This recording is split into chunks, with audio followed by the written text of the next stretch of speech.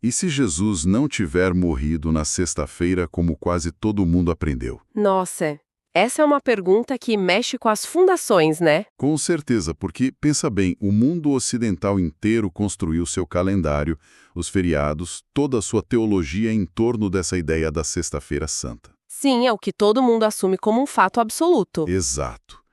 Mas quando a gente pega os textos originais e simplesmente faz a matemática básica, percebe que, bom, falta uma noite inteira nessa conta. Falta mesmo. E é importante dizer logo de cara que não estamos aqui para atacar a tradição de graça. Não, claro que não. A nossa missão nesse nosso mergulho profundo de hoje não é criar polêmica vazia na internet. O objetivo aqui é voltar aos textos bíblicos com um nível de seriedade absoluto. Exatamente. O material que temos em mãos é fascinante. Ele confronta essa linha do tempo tradicional com uma premissa muito simples. E qual seria? Que quando tiramos os óculos da tradição ocidental e lemos a Bíblia dentro do seu ambiente judaico original, a cronologia muda completamente. Ok, vamos desempacotar isso, porque quem gosta de estudar as escrituras de verdade precisa estar disposto a ajustar as próprias lentes quando o texto exige certo. Com certeza. E essa é sem dúvida uma daquelas conversas que nos forçam a repensar a forma como lemos o texto sagrado. O ponto de partida aqui é reconhecer que a tradição da sexta-feira, quando a gente coloca sob uma lupa, cria tensões internas muito graves nos evangelhos. Tensões do tipo contradições mesmo? Sim, mas o problema não é o texto bíblico, sabe? É a lente que estamos usando para ler. A Bíblia não foi escrita para caber em uma liturgia ocidental desenvolvida séculos depois lá em Roma. Faz sentido. A gente tenta encaixar o texto numa caixinha que foi criada muito tempo depois. Perfeito. Para honrar a inspiração dos textos, nós precisamos deixar que eles falem na sua própria língua, no seu próprio calendário e dentro daquela mentalidade hebraica do primeiro século. Quando a gente arranca os evangelhos do calendário das festas judaicas, bom, nós mesmos acabamos criando as contradições. Espera um pouco, porque isso soa bem forte. Eu sei que soa. É que estamos falando de séculos e mais séculos de tradição da igreja. Dizer que todo mundo errou uma matemática tão básica é uma afirmação bem pesada. Como a gente começa a provar que a sexta-feira simplesmente não funciona? Nós começamos pelo próprio Jesus, por onde o texto nos mostra essa fratura.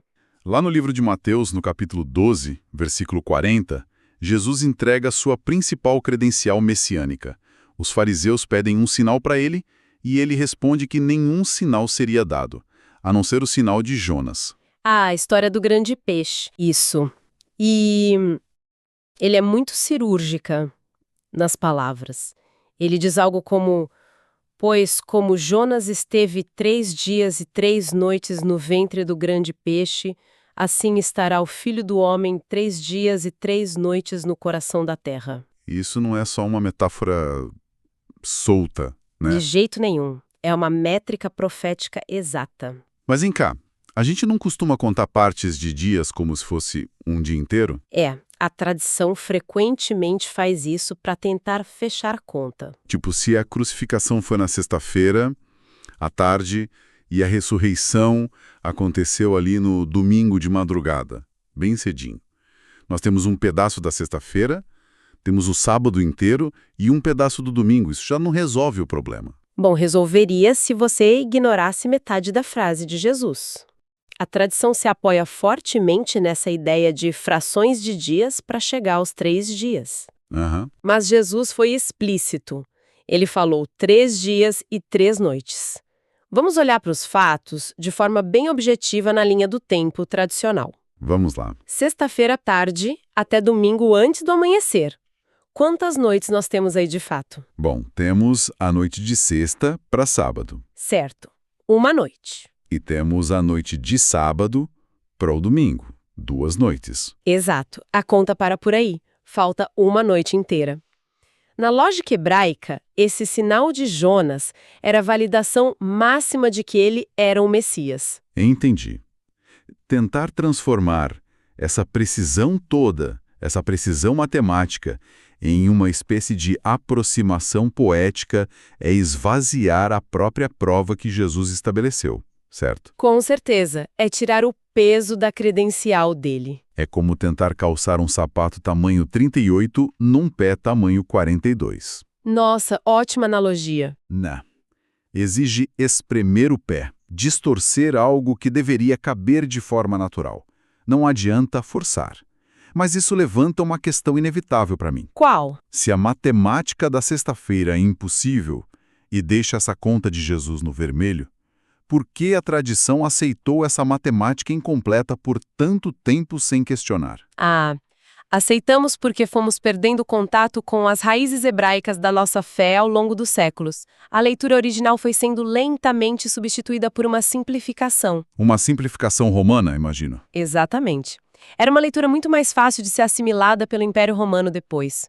Para conseguir manter a narrativa da sexta-feira, o pessoal teve que flexibilizar as palavras do próprio Cristo. Mas a sua pergunta nos leva ao próximo passo lógico da nossa análise. Que é descobrir qual dia realmente funciona, imagino. Isso mesmo. Se a sexta-feira não fecha a conta, precisamos investigar o que de fato aconteceu no dia seguinte à crucificação, e é aqui que a imensa maioria das pessoas tropeça. Porque quase todo mundo assume automaticamente que o dia seguinte à morte de Jesus foi o sábado normal, o sábado semanal comum. O 7º dia da semana, exato.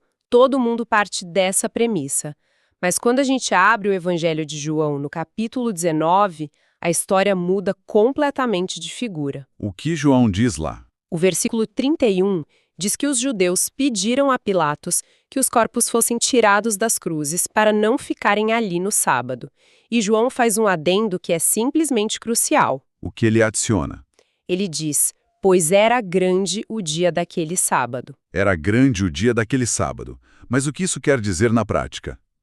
Não é uma expressão comum. Pois é, porque um grande sábado soa apenas como um sábado mais importante, talvez porque fosse ali a semana da Páscoa, com mais celebrações. O que é fascinante aqui é que sábado grande não é um adjetivo emocional ou poético, é uma terminologia estritamente técnica. Sério? Técnica de que tipo? Do calendário bíblico hebraico, aquele que Deus estabeleceu lá em Levítico, no capítulo 23. Esse calendário possui os chamados Moedim. Moedim, que são os tempos determinados, as festas, certo? Exatamente. As festas do Senhor. Dentro da festa dos pães asmos, por exemplo, havia dias específicos que o texto chama de Santa Convocação. Nesses dias, havia uma ordem de cessação absoluta de qualquer trabalho. Exatamente como no sábado semanal. Como a mesma regra. E esses sábados festivos especiais são chamados de Shabaton. A grande chave de ouro para a gente entender a Semana da Paixão é saber que um Shabaton estava atrelado ao dia do mês, não ao dia da semana. Espera, atrelado ao dia do mês? Isso. Ou seja, ele podia cair numa terça-feira, numa quarta ou numa quinta-feira. Deixa eu ver se eu entendi o mecanismo disso bem direitinho. Então, um Shabaton é essencialmente um feriado flutuante que traz as mesmas regras rígidas de descanso de um sábado normal, Perfeitamente. independentemente do dia da semana em que ele caia. Exato. Então, a melhor analogia prática para quem está nos ouvindo agora seria pensar em um grande feriado nacional que cai em uma quinta-feira. O comércio fecha, ninguém trabalha ali no meio da semana, mas o fim de semana regular ainda vai chegar. É isso? É a analogia perfeita. O descanso que João menciona logo após a morte de Jesus não era o sábado semanal de forma alguma. Era o Shabaton, o sábado festivo da festa dos pães asmos. Caramba!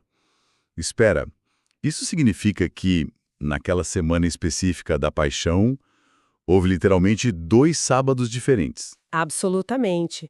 2 sábados distintos naquela mesma semana. Um sábado festivo e um semanal. Isso, o sábado festivo, que caiu no meio da semana útil, e, dias depois, o sábado semanal regular, o 7º dia. E compreender a existência desses 2 sábados não é só uma curiosidade histórica para rodapé de Bíblia, sabe? Imagino que mude tudo. É a peça do quebra-cabeça que destranca o maior aparente conflito de todos os evangelhos. É o que resolve uma contradição brutal que existe entre os relatos de Marcos e Lucas. Sobre o que exatamente? Sobre o preparo daquelas especiarias, os aromas para o corpo de Jesus pelas mulheres. Ah, aqui é onde a coisa fica realmente interessante. Vamos assumir o papel de investigadores agora. Vamos lá. Porque aqui a tensão no texto bíblico chega ao ápice. Se a gente colocar os evangelhos lado a lado com a lente tradicional da sexta-feira, temos um problema enorme, certo? Um problema insuperável. Marcos 16, versículo 1 diz textualmente que as mulheres compraram os aromas passado o sábado. Ou seja, o sábado acabou, o comércio abriu as portas e elas foram lá comprar. Exato. Compraram depois do sábado. Só que, quando a gente lê Lucas 23, versículo 56, o texto diz que elas prepararam as especiarias e, depois de preparar, repousaram no sábado conforme o mandamento. Como isso é possível no modelo da sexta-feira? Não é possível. Simplesmente não é. A conta não bate de novo. Na tradição da sexta-feira, cria-se um paradoxo insolúvel. Pense na cronologia tradicional um instante. Jesus morre na sexta. O próximo dia é sábado. Marcos diz que elas compraram os materiais depois que o sábado passou. Ou seja, no domingo de manhã. Sim, mas Lucas diz que elas prepararam os materiais e depois descansaram no sábado. Como elas poderiam comprar algo depois do sábado, mas preparar tudo e descansar nesse mesmo sábado? É fisicamente, cronologicamente impossível você comprar um material no domingo de manhã, após o sábado passar, e usar esse mesmo material no dia anterior, antes de o sábado começar, para então poder descansar. Faz zero sentido. A tradição espremeu tudo isso em um dia só e criou um conflito impossível. Exatamente. Forçaram toda essa operação complexa para dentro de um único fim de semana, criando uma colisão lógica tão feia que faz com que muitos críticos se levantem para dizer que a Bíblia tem erros. Nossa, e isso sempre me incomodou muito. Porque acabamos tendo que escolher qual versículo ignorar, o de Marcos ou o de Lucas. Mas você não precisa ignorar nenhum. Se a gente aplicar essa chave dos dois sábados e colocarmos a crucificação na quarta-feira, vamos ver como a linha do tempo se comporta. Jesus morre na quarta-feira à tarde. Correto. A quinta-feira, então, seria aquele sábado grande que João mencionou, o feriado festivo onde ninguém trabalha. Sim, o primeiro sábado da semana. Ok, o primeiro sábado. E a sexta-feira? Se a quinta foi feriado e o sábado semanal só começa na sexta, lá pro pôr do sol, a sexta-feira durante o dia seria o quê? A sexta-feira seria um dia normal. Um dia perfeitamente útil e de trabalho comercial, ensanduichado entre os dois feriados. Nossa, faz todo sentido. Então, na sexta-feira de manhã, o primeiro sábado, feriado de quinta já havia passado. Exato, o grande sábado passou. As mulheres saem, encontram o comércio aberto e compram as especiarias. Marcos está perfeitamente certo. Perfeitamente certo, elas compraram passado o sábado, o primeiro sábado. Uau! Elas voltam para casa, passam a sexta-feira inteira trabalhando, fervendo os óleos, preparando os ungüentos todos, e ao entardecer de sexta, começa o segundo descanso, que é o sábado semanal. Elas guardam tudo e vão descansar. E Lucas também está perfeitamente certo. Elas prepararam tudo na sexta e descansaram no sábado. Viu como a tensão simplesmente desaparece? É impressionante. A cronologia de quarta-feira não força o texto. Ela harmoniza os relatos de Marcos e Lucas com uma perfeição que é quase cirúrgica. Não precisamos cometer nenhuma violência contra as escrituras. É a diferença monumental entre tentar espremer o texto para caber na nossa tradição e permitir que a própria engenharia do texto hebraico nos revele a verdade. Com certeza. E com essa linha do tempo estabelecida da quarta até o sábado semanal, não apenas resolvemos o conflito da compra das especiarias, mas finalmente encontramos as 3 noites completas do sinal de Jonas que faltavam. Vamos contar então para deixar claro para quem está ouvindo. Vamos. Quarta noite para quinta-feira é uma noite. Certo. Quinta para sexta-feira são 2 noites. Sexta para sábado são 3 noites. A matemática fecha perfeitamente. 3 dias e 3 noites. Fecha assim, sem frações, sem arredondamentos. 3 noites inteiras. Mas olha só, Isso joga uma luz enorme sobre o próximo grande evento. A ressurreição. Isso. Se as 3 noites terminam no final do sábado e o domingo de manhã, porque a imagem mais clássica do cristianismo ocidental é o sol nascendo no domingo de manhã e a pedra rolando naquele exato instante. A imagem de todo o filme, né? Exato. O que os evangelhos realmente dizem sobre aquela manhã, aquela madrugada de domingo? Aqui a gente precisa desconstruir outra imagem visual muito forte. Se lermos atentamente Mateus, Marcos, Lucas e João, veremos de forma clara que o domingo de manhã não é o momento da ressurreição. Não é. Não. O domingo de manhã é o momento da descoberta do túmulo vazio. Ah, a descoberta versus o acontecimento. Exatamente. Todos os relatos concordam que quando as mulheres chegam ao sepulcro na madrugada do primeiro dia da semana, enquanto ainda estava escuro, o túmulo já estava aberto e Jesus já não estava lá. Não há uma única vírgula no Novo Testamento dizendo que alguém viu Cristo ressuscitar no momento em que o sol de domingo despontou. A analogia que me vem à mente é de um teatro. Como assim? Imagine que você está na plateia de um teatro e as cortinas estão fechadas. De repente, as cortinas se abrem e você vê um cenário completamente novo no palco. O fato de você estar vendo o cenário naquele exato momento não significa que os contra-regras acabaram de montar tudo na sua frente. Faz muito sentido. A movimentação pesada aconteceu lá atrás, nos bastidores, muitas horas antes de a cortina abrir. A manhã de domingo foi apenas o momento em que a cortina abriu e o mundo viu o cenário que já tinha sido mudado. Excelente analogia. A ação primária ocorreu horas antes. Vamos fechar a matemática do tempo profético juntos? Vamos. Jesus morre na quarta-feira, por volta das 3 horas da tarde, e é sepultado antes do pôr do sol. Aí começa a contagem. 3 dias e 3 noites completas levam o ponteiro do relógio exata e precisamente para o sábado, ao entardecer, instantes antes do pôr do sol, que daria início ao primeiro dia da semana judaica. A transição para o domingo. Isso. A ressurreição de Cristo ocorreu ali, nessa transição sagrada no fim do sábado semanal. Ele cumpriu a métrica de Jonas com precisão de minutos. O domingo de manhã apenas atestou o milagre monumental que já havia acontecido durante a escuridão. Uau, mas me deixe bancar o advogado do diabo por um momento aqui. Fique à vontade. Se a leitura de quarta-feira se encaixa com tamanha perfeição e resolve todos os conflitos dos evangelhos, como uma leitura que não funciona, que quebra a matemática e entra em conflito direto com os textos, conseguiu se tornar a narrativa oficial do mundo por milênios? É a pergunta de $1 milhão. Tem um termo específico na Bíblia que as pessoas usam muito para defender a sexta-feira, que é o dia da preparação. Ah, o famoso dia da preparação. Nós lemos que Jesus morreu no dia da preparação. Todo mundo ocidental associa a preparação automaticamente com sexta-feira, porque é a preparação para o fim de semana regular. Foi isso que gerou o grande erro. Esse é um dos maiores pontos de confusão, sem dúvida, e ilustra perfeitamente o que acontece quando nós perdemos a chave de leitura original. Para um ocidental moderno, preparação soa instintivamente como a sexta-feira antes do sábado regular. Sim, a gente se prepara na sexta para descansar no sábado. Mas, dentro da estrutura lá de Levítico, a preparação era a janela de tempo antes de qualquer descanso sagrado, não apenas o sábado semanal. Ah, então antes de um feriado flutuante também tinha preparação. Claro, como Jesus foi crucificado na semana da Páscoa, a preparação ali era a preparação para o início solene da festa dos pães asmos, o sábado grande, que, como nós já vimos, caiu na quinta-feira. Logo, o dia da preparação ali referia-se claramente à quarta-feira. Exatamente. Transformar essa preparação automaticamente em uma sexta-feira é evidência de um deslocamento histórico profundo.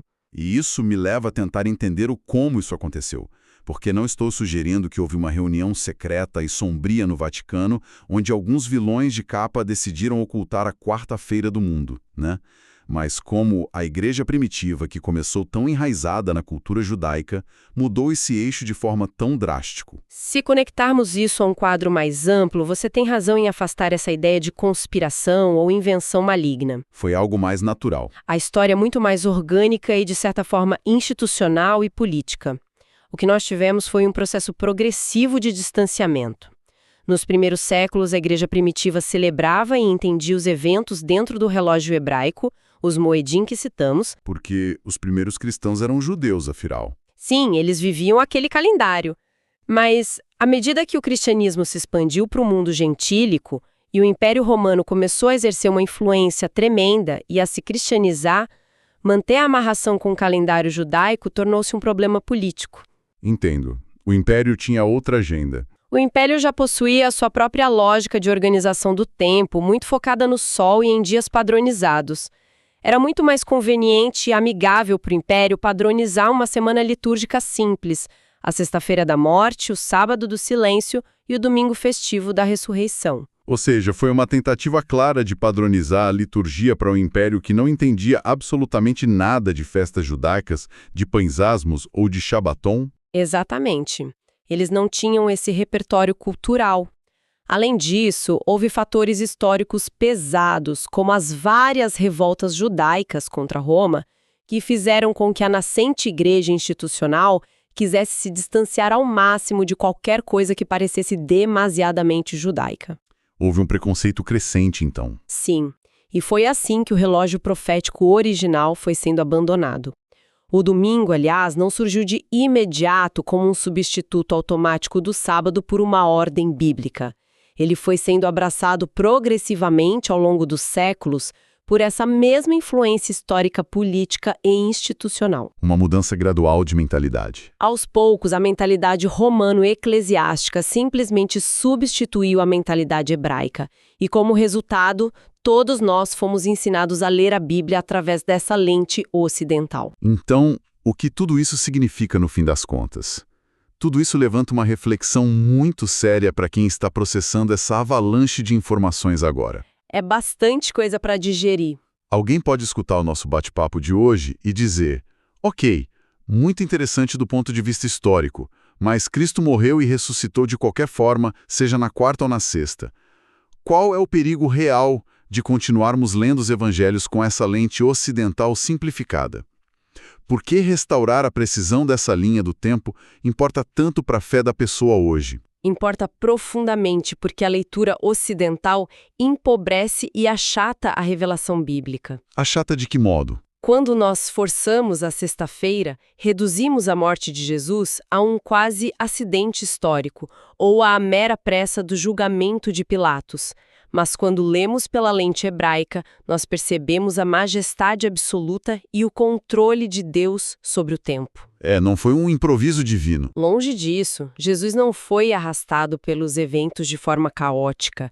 Ele entrou na história humana como Cordeiro Pascal definitivo no exato tempo profético que havia sido determinado milênios antes. Ele cumpriu a lei, as festas e os sábados em cada detalhe, né? Em cada milímetro. Em cada milímetro. Aceitar matemáticas incompletas ou contradições grosseiras nos evangelhos apenas para proteger uma tradição litúrgica acaba nos ensinando indiretamente a não levar os detalhes da palavra de Deus a sério. Isso é forte. A gente acaba se acostumando com o erro. Exato. Restaurar essa leitura hebraica é devolver às escrituras a autoridade inerrante e a glória de precisão que o texto original possui. É fascinante. Descobrir que Jesus morreu na quarta-feira não é apenas uma vitória de curiosidade teológica ou para ganhar debate. É perceber que as Escrituras não precisam da nossa ajuda, das nossas desculpas, para fazer sentido. Tem sozinhas. Quando permitimos que a Bíblia seja lida dentro da sua própria cultura e da sua própria mentalidade, ela se prova milimetricamente perfeita. Ela se sustenta sozinha, resolvendo as próprias aparentes contradições de forma que é francamente genial. Jesus não morreu na sexta por exigência do texto. Ele foi colocado na sexta por exigência da tradição. Quando o texto é lido com a lente hebraica das festas, dos sábados e do tempo profético, a quarta-feira se torna uma leitura muito mais coerente. Essa percepção mexe demais com as fundações da nossa leitura. E para quem está nos ouvindo e nos acompanhou por todas essas camadas proféticas e históricas densas hoje, eu deixo uma última reflexão. Se essa lente ocidental que nós herdamos foi capaz de alterar, achatar e simplificar a matemática do evento mais monumental e importante da história humana, a morte e ressurreição de Cristo, quais outras profundezas, Quais outros tesouros espirituais podem estar escondidos de nós exatamente neste momento nas páginas das nossas próprias Bíblias, apenas esperando que tenhamos a coragem de descartar os óculos e as tradições confortáveis para voltar à lente bíblica original?